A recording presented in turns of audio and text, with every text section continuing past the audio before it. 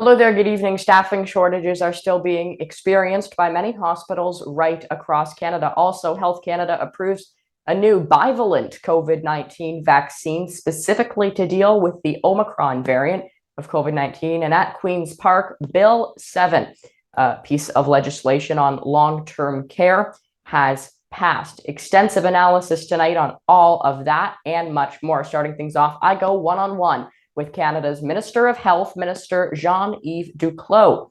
Also coming up, the mayor of one Ontario suburban town, Mayor Dan Carter of the city of Oshawa, will weigh in on how accessible healthcare has been to the residents of Oshawa these past few weeks and months. Also, the leader of Ontario's Green Party, Mike Schreiner, is coming up, as is NDP opposition MPP Wayne Gates, where they will both weigh in on the passage of Ontario's new bill, Bill 7. That's coming up. Also coming up, I will speak to the NDP's health critic, Don Davies, where he will discuss what the federal government can do to address the ongoing issues in Canada's healthcare system. And also coming up, I'll speak to political commentator Michael Diamond, where he will weigh in on why he thinks Bill 7 may just be a beneficial piece of legislation. Jean-Yves Duclos is Canada's Minister of Health. Minister, thanks so much for your time today. Really appreciate it. Hello, Wyatt. Very happy and very pleased to be with you. Let's start out with the approval of this new vaccine specifically targeted towards the Omicron variant of COVID-19. How important of a step forward is this in terms of tackling, obviously, the ongoing challenge of COVID-19 and specifically, in this case, the Omicron variant? Well, thank you, Wyatt. And let me use the phone analogy. I don't know if you have a phone, Wyatt, but many people listening to us would have one, and your phone battery loses its charge after a while. So if you want to be able to use your phone, you need to recharge its battery. The same thing for vaccination. Vaccination protection wanes, it decreases over time. We need to recharge the protection that vaccination provides. And now we have a new battery. It's called the bivalent vaccine. So it's a fancy name for the new battery. We want to use that new battery to have a very big, very powerful phone to protect us against the disease in the next few weeks to come. And looking more broadly at the COVID-19 pandemic and where we currently are and how important of a milestone vaccination has been, as in your position as the federal Minister of Health, how impactful will this new vaccine, again, specifically targeting the Omicron variant of COVID-19, be in terms of how we continue to fight the COVID-19 pandemic until the very end? Great question again, and two answers. The first one is that scientists have looked at how this new bivalent vaccine works. It's better at fighting the new strain, we call it a strain of COVID-19, which is called Omicron. So it's better at fighting Omicron, and Omicron is circulating widely now in Canada. The second reason is that if we all make the individual effort to have a better protection against COVID-19, then we all protect each other. And one thing that I have learned from public health officials in the last few days, that if we get to 90% of all Canadians being up to date in terms of the vaccination with the bivalent vaccine, we'll reduce by 90% the number of hospitalizations by the end of the fall or early 2023. That would be a huge help to our healthcare workers who are suffering quite a lot because of COVID-19. And obviously, I'm sure you're going to have to work with the various provinces and territories on this specifically, but how are you going to ensure that these vaccines can get to people as soon as possible, be administered to people as soon as possible, to offer this protection as soon as possible? Very good. Tomorrow we'll have almost 800,000 vaccines of that new type delivered to Canada. Next week, provinces and territories will have access to that large number of vaccines. And between now and the end of September, we'll have enough vaccines to vaccinate 10 million Canadians. So a lot of vaccines in the next days and weeks. Now, the issue is how we can support provinces and territories to find the workers that are needed to put the shots into the arms of people. That's a lot of work, and I'm working with them to see how we can better share the information, how they can set up the vaccination booking system, make it easy for people to have access, not having to drive for a long time to get access to a vaccination place. So all of those sorts of things are needed, and we're there to help them. And just lastly, before we conclude, Minister, how do you ultimately convince Canadians to get an additional COVID-19 vaccine, in this case, the bivalent vaccine, in order to protect themselves from the Omicron variant of COVID-19? Because vaccine is a gift. I don't know if you like science, Wyatt, but I love science. Science gave us a gift of vaccine. No, it normally would have taken 10 years to get the vaccine against COVID-19. It took a bit less than 1 year for Canada to have access to COVID-19 vaccines. It's a great gift that is very effective. It's also free for people to be vaccinated. It's very safe too. So it's a great gift that has saved tens of thousands of lives and hundreds of thousands of hospitalizations, have prevented more schools from closing down, more shops from closing down. So it's going to be one of the essential tools to keep fighting COVID-19. We speak a lot about living with COVID, but that also means keeping the fight against it. Okay, that is Canada's Minister of Health, Minister Jean-Yves Duclos. Minister, thanks so much for your time today. Really appreciate it and look forward to chatting again soon. Merci beaucoup, Wyatt, and all the best. Of course, the healthcare crisis has been felt by many hospitals across the country and across the province of Ontario. Joining me now to discuss healthcare in his respective city, in the city of Oshawa, is Oshawa Mayor Dan Carter. Mayor Carter, thanks so much for making the time. Oshawa, I guess, is a good example of somewhat suburban city where residents have not had the same access to healthcare you could say they've had in the past because of these staffing shortages. How are you, as mayor of the city of Oshawa, working with the provincial government to ensure that Oshawa and the people of Oshawa can be brought the healthcare that they need in order to obviously go about their daily lives? So first and foremost, thank you very much for the opportunity to join you today. One of the most important roles we can play, of course, because this is a provincial responsibility, is to make sure the province clearly understands what we're experiencing here in the great city of Oshawa. Now, Lakeridge Health has multiple sites, and we're trying to make sure that those multiple sites have the resources that are necessary. But more importantly is that we have to have a conversation about what's happening in the healthcare system itself. Is it being utilized in the very best way it possibly can be? And are we having the right resources in the right place? As you know, there is a huge staffing shortage in healthcare right at this particular time, from orderlies right up to nurses and up to doctors. We need to address that issue. On the other side of it is, as consumers and people that need to access this, is are we aware of how to use our healthcare system at this particular time?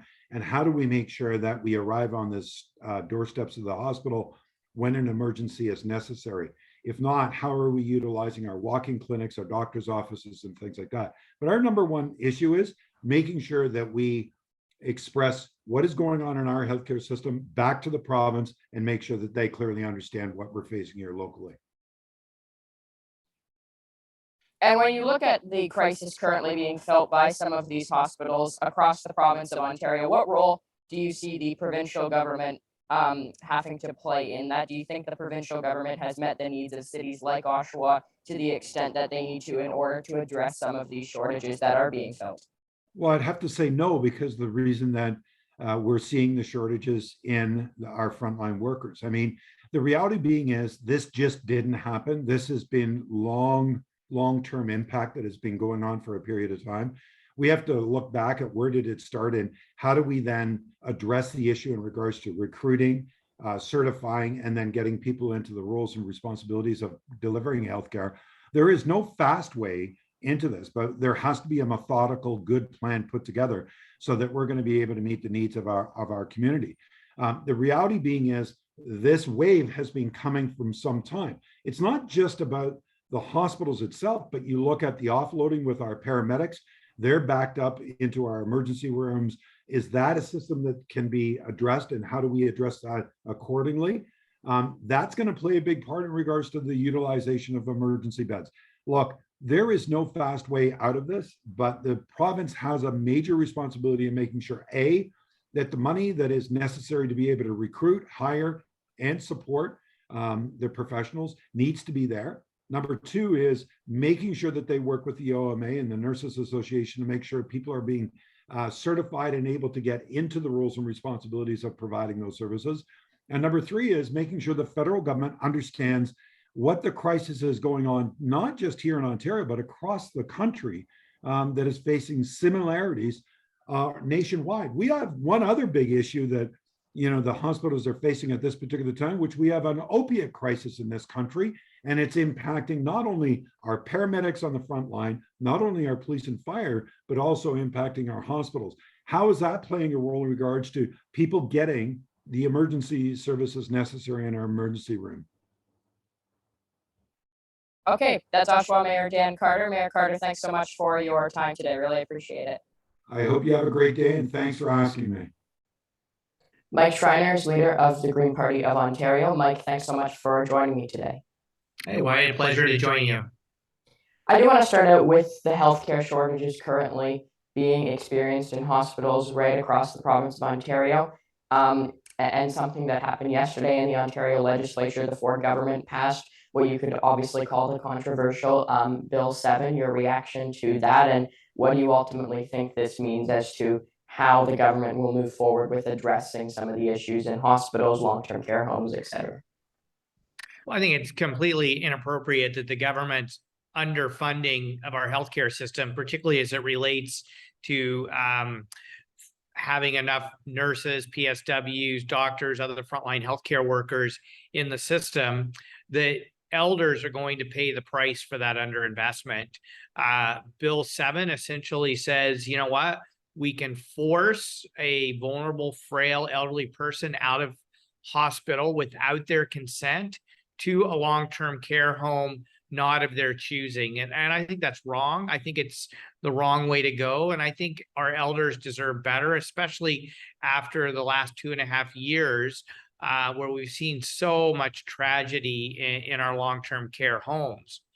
That being said, I understand that the need to find appropriate care for elders and other vulnerable people in hospital once they've been discharged has been a long-standing challenge in Ontario. I think the best way to meet that challenge is to increase investment in home and community care, making sure that those elders have the services and care available to them to be cared for in their home, which is where most of them want to be cared for. And the irony of this whole situation is that would be a lower cost to government, a lower cost than in long-term care and lower cost than in hospitals. So why the government has refused to make those investments is inexplicable to me. And then when we talk about the broader issue of capacity within our healthcare system, for over 2 years now, the Ontario Greens have been advocating for and put forward a plan around retaining and recruiting frontline healthcare workers, especially nurses. And it starts with repealing Bill 124, which caps their wages and benefits at 1%. Which essentially is a slap in the face and a pay cut when you consider the fact that inflation is at 8%. That's what's driving so many nurses and other frontline healthcare workers out of the profession. So let's treat those nurses with dignity. Let's offer them fair wages, fair benefits, and better working conditions. We've also been pushing hard for the fast tracking of international accreditation for healthcare workers. According to the Registered Nurses Association, we have between 15 and 20,000 healthcare workers who could be accredited and working in our hospitals, in our home and community care systems, in our long-term care systems to address this crisis we're facing in health, human resources. The government hasn't delivered on that. Finally, in the last month or so, the health minister is starting to take some tentative actions on this. Why the government didn't act more aggressively sooner makes no sense to me whatsoever. So we are in a crisis. There is no doubt about it. But the government has failed to implement a number of measures that would actually alleviate the crisis, and now seniors are going to pay the price. We've heard a lot of talk about, even during the last couple of weeks, the last couple of months in which these shortages have been happening at hospitals across the province of Ontario. We've heard a lot about Bill 124.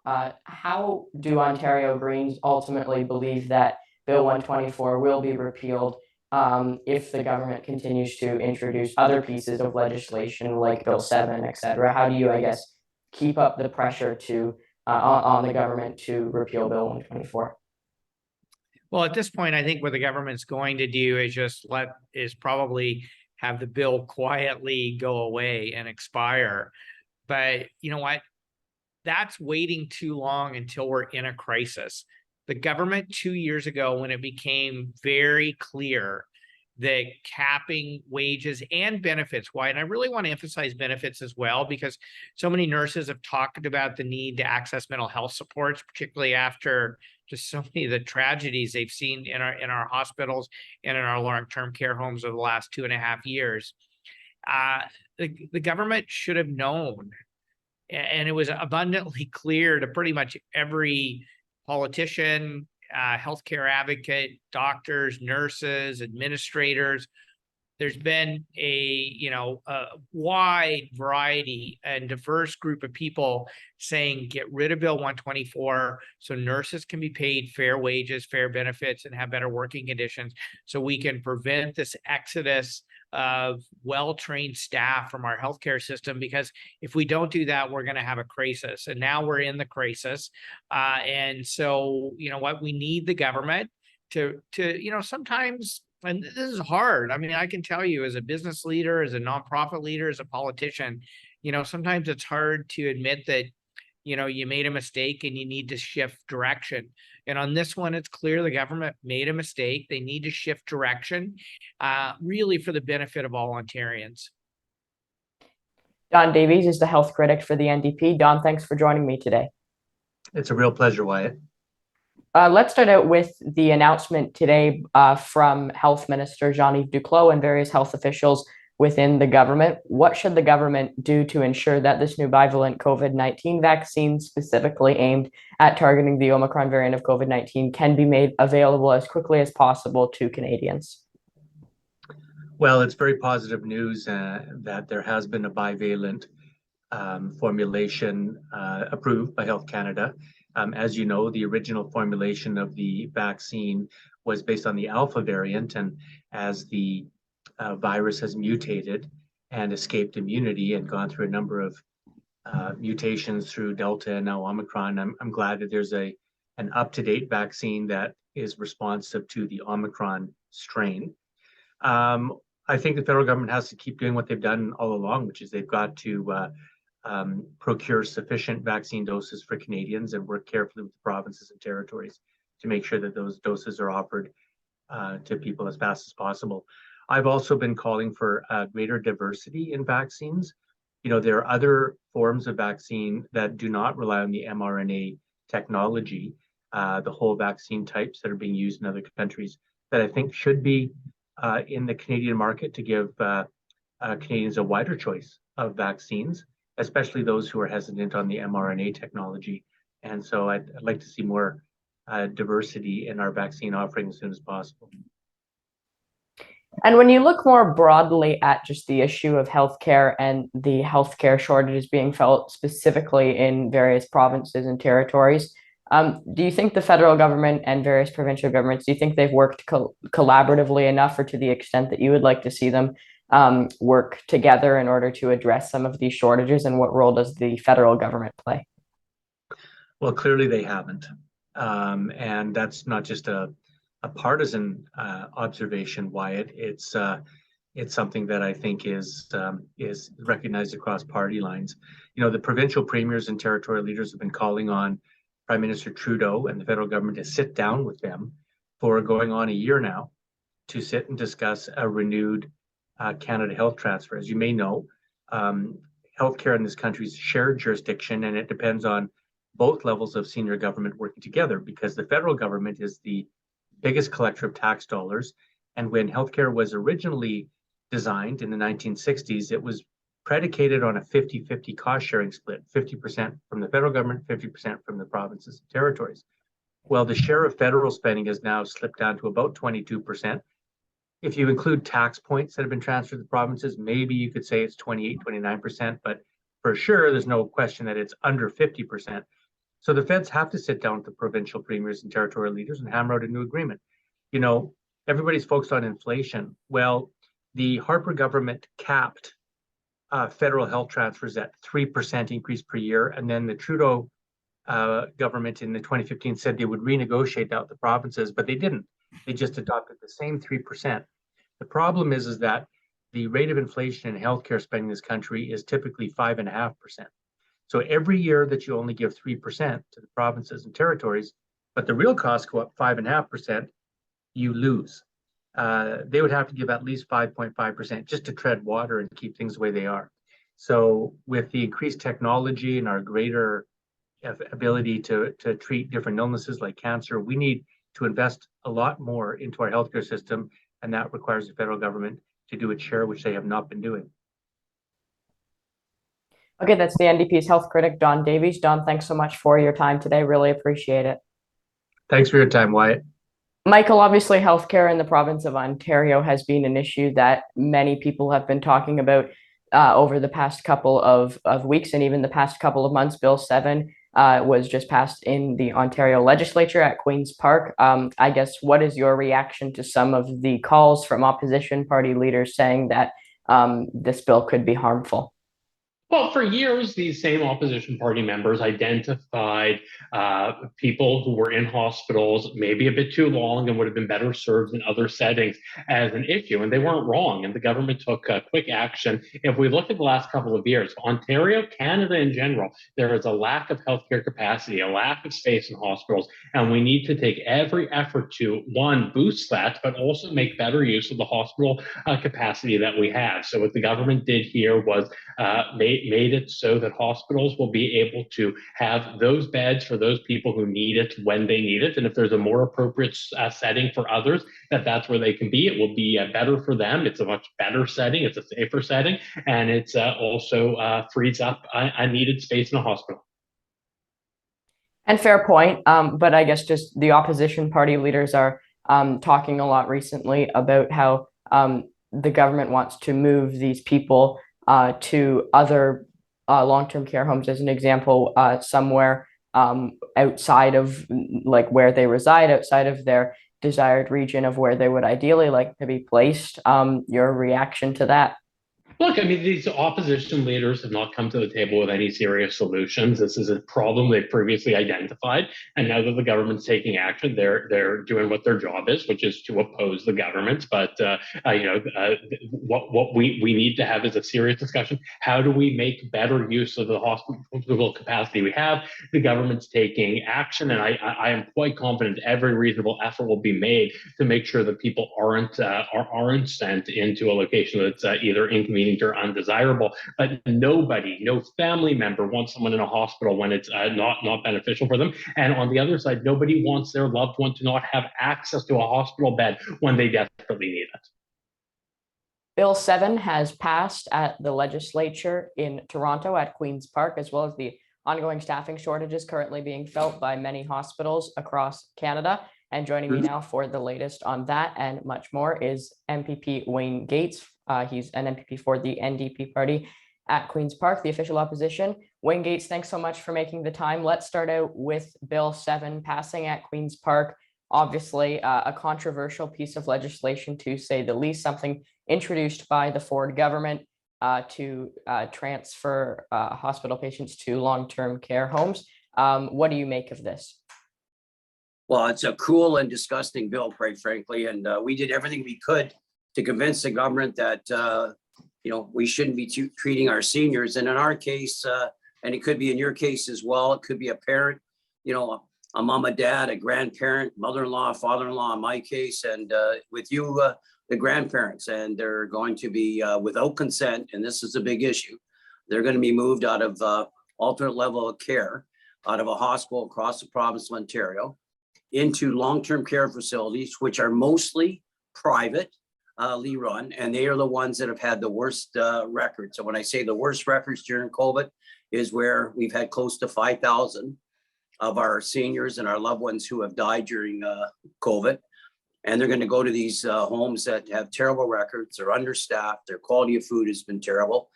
So it's very disheartening that the government is doing this to seniors, in particular, without consent, without their families agreeing to it. Lots of flaws in this bill. And I give a commitment going forward. This isn't over yet.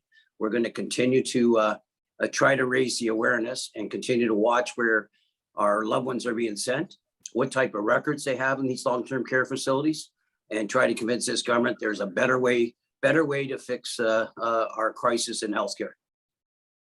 And obviously, Bill 7 is just one component of things that have been discussed by many MPPs at the legislature and by political insiders, pundits as well, just big issues that have been chatted about quite a bit over the past few days. Obviously, as it relates to Bill 7, the government brought it forward. They obviously supported it. It's their bill. They brought it forward. All of the opposition parties are going over and repeating the same things that you just said as to why they don't support this piece of legislation. But looking at it more broadly, you know, with the issues currently facing healthcare in the province of Ontario, what can the government do to address, say, the nursing shortages, the healthcare worker shortages that are, as of most recently, being felt by basically all hospitals across the province?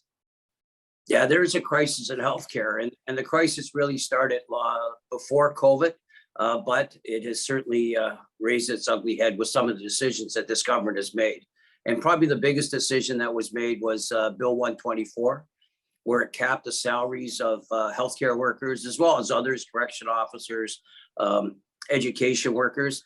Bill 124 caps their salaries and benefits at 1%.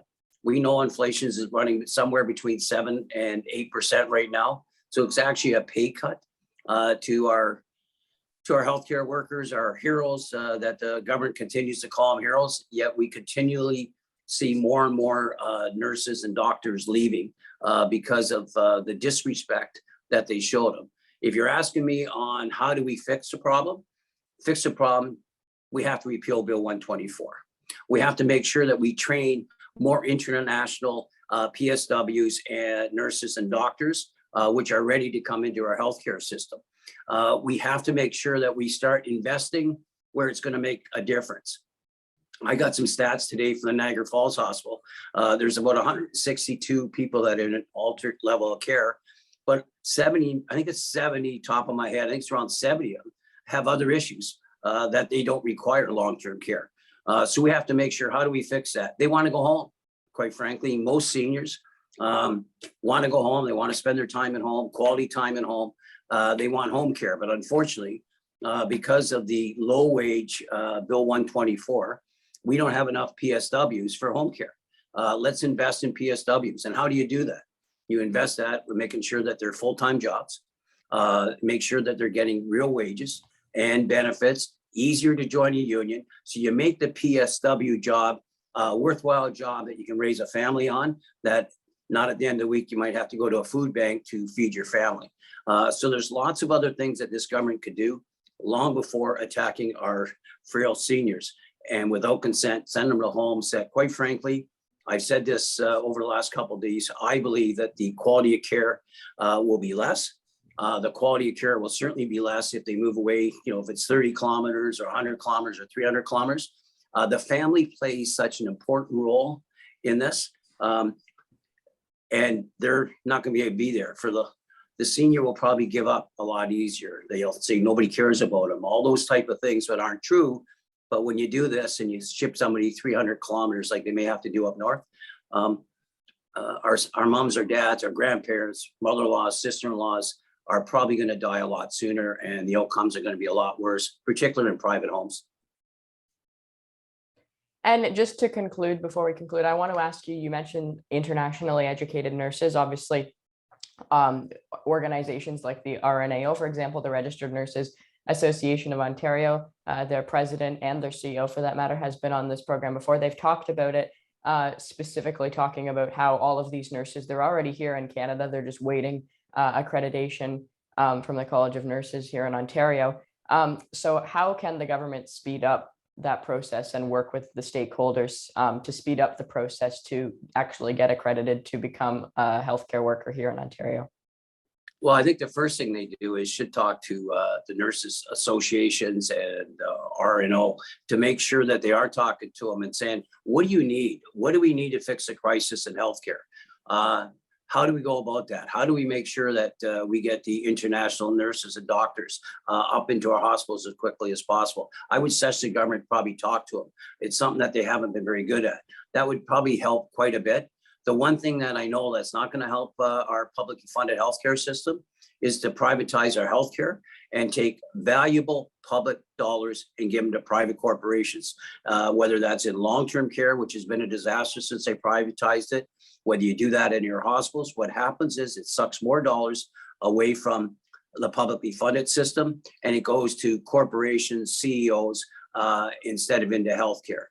Every single dollar, every tax dollar should be going into healthcare, should be done in a publicly funded, publicly delivered system. And let's meet with the people that do these jobs every day, that represent them, and say, how do we fix it? What do we need to do? I know that the RNO has asked for meetings, and I think their meetings at the end of the month. When we've been in a crisis for 6 weeks, you would have thought that this government would have met with them right away and met with stakeholders and say, how do we fix this? Long before they run into privatizing our healthcare system, which come in under Tommy Douglas. And one of the reasons why you live in Canada is because of our public funded healthcare system, so that we all have equal access to healthcare when we need it, where we need it, and why we need it.